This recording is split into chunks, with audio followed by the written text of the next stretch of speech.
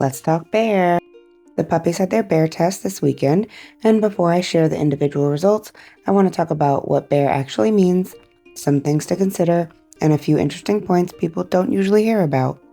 I know I've talked about BAER many times before, but the fun part about not pretending to have all the answers is that there are always new developments, new experiences, or new factors to think about. BAER is an acronym for Brainstem Auditory Evoked Response. It uses a machine that connects to small wires with tiny probes that sit just under the puppy's skin and little ear inserts that emit a sound into each ear.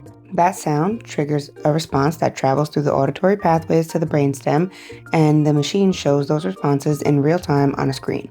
This test is used to determine a dog's hearing status by checking whether the brain is responding to a sound in each ear. Something most people don't know is that while BAER is very reliable for the specific frequency range it measures, it does not test all possible sound frequencies. So when a dog is considered deaf by BAER standards, they are reliably deaf for the frequencies that were measured, but they may still respond to certain sounds outside that range or to vibrations that humans interpret as sound responses.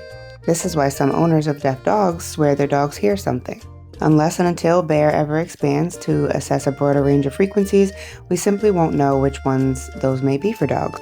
So why do Dalmatians need BAER testing? Dalmatians, like other breeds with the piebald white spotting genetics, are predisposed to congenital sensorineural deafness. This occurs when melanocytes fail to populate the cochlea. Without these pigment cells, the structures in the inner ear that support hearing degenerate very early in a puppy's development, which results in permanent deafness. Because this degeneration happens early, BAER testing is recommended between 5 and 8 weeks of age, as this window provides the most accurate picture of long-term hearing status. A frequent question that I get is the BAER test reliable? And the answer is yes, mostly, but with context.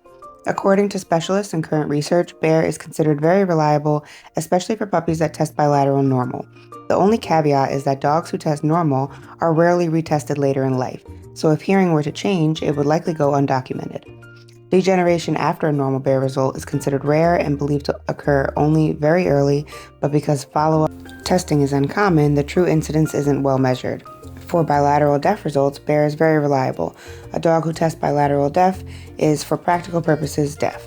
While they may still detect certain untested frequencies or vibrations, they are functionally considered deaf. Now, unilaterals, this is where it gets interesting.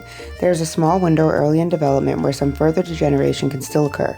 The degeneration of the inner ear structures associated with congenital deafness generally completes within the first several weeks of life, most often before 4 to 6 weeks and occasionally up to around 8 weeks. There are anecdotal reports among breeders and some specialists of later progression, but research on that is limited and is not considered common. We experienced this firsthand. Last year we had a large litter, 13 puppies, 6 tested unilateral and 7 tested bilateral normal. A few weeks later, some of the unilateral puppies were showing signs of hearing loss, and when retested, they were confirmed bilateral deaf. I posted an in-depth video on this, and one of those puppies has an Instagram page, so if you'd like to follow her, I will tag her below. But my initial reaction to this was, how is this even possible? We followed best practices, tested within the recommended window, and did nothing that could have affected hearing outcomes. When I brought this back to the professionals, they explained that this, while uncommon, it can happen early on, and it may be under-recognized simply because most puppies aren't retested. So yes, it is possible. Is it likely? No. And is it the end of the world? Absolutely not. I need everyone to be on the same page about this. Deaf dogs do not rely solely on verbal cues. Dogs communicate and learn primarily through body language, visual signals, routines, environmental awareness, and other senses. They naturally adapt to our communication far more than we adapt to theirs. One day, when I'm ready to retire, I fully plan to rescue or keep a deaf dog because I have big plans for her. Deaf dogs are truly underrated when it comes to their capabilities. Now, the results for this litter are exactly what I expected. I'm not bragging, I've just developed the experience to spot early indicators fairly accurately. We have 6 bilateral hearing puppies, 1 bilateral deaf, and 1 unilateral. They all did fantastic, as you can see. They didn't love the BAER test, but they didn't hate it either. And to end on a fun fact, something I learned this weekend is that different dog breeds have different skin thickness.